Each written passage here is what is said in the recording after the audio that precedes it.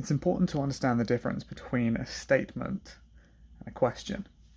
So lots of salespeople that I have worked with and hired will sell themselves out of a deal because a client makes a statement and then they get flustered. A statement doesn't necessarily mean anything. It could be just a thought process that a customer is taking as they are digesting information and coming to a conclusion themselves. And so the most classic one being, if you sell something of great value, oh, that's expensive. Yeah, it is, right? That's expensive, or that's a lot of money. That's a statement. That's not a question. And it also does not show any intention whether they are going to purchase or not. It doesn't change where they're at, other than they could be just thinking out loud of being like, that's a lot of money. Great. Now, you could also say, hey, do you have £1,000 right now? And to a lot of people, £1,000 is a lot of money. And then they'd be like, £1,000, that's a lot of money. But if you offered them a Ferrari, brand new off the forecourt, still has not changed the amount of money that it is. But it has now brought in a question about value. And so if you come across this problem of, oh, that's a lot, you can be like, yeah, totally agree.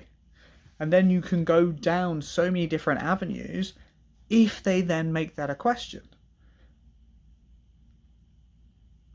So one that I will go down is saying, how does that align with your budget and expectations?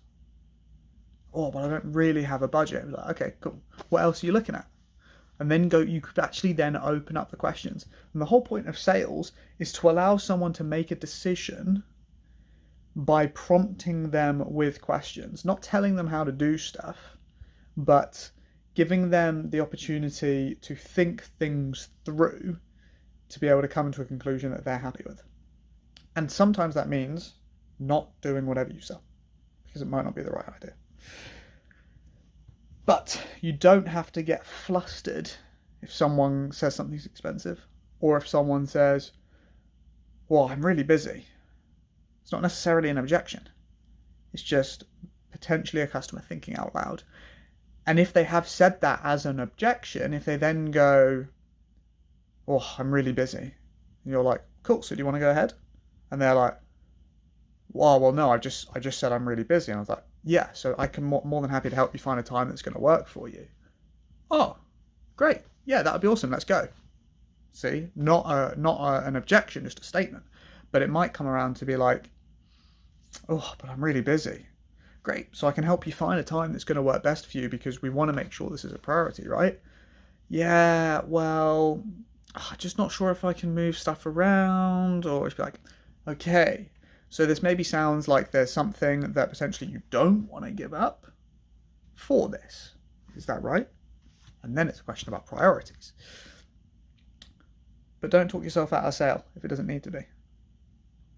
Kind of a long one today. Not sure really where I'm going with it, other than statements and questions are two different things, and understand the difference between them, and then go back with a question to find out if it's a problem.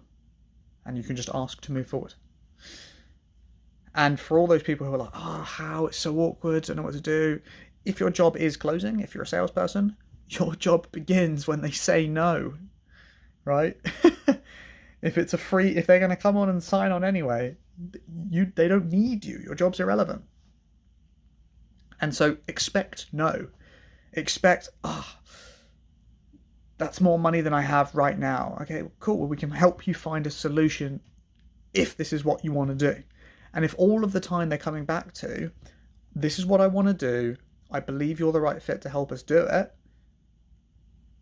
and I can access the money, great, move forward, and you just help them with all the problems that they have, because that's what a closer does. All right, that's it. That's me for the day. Lots of love.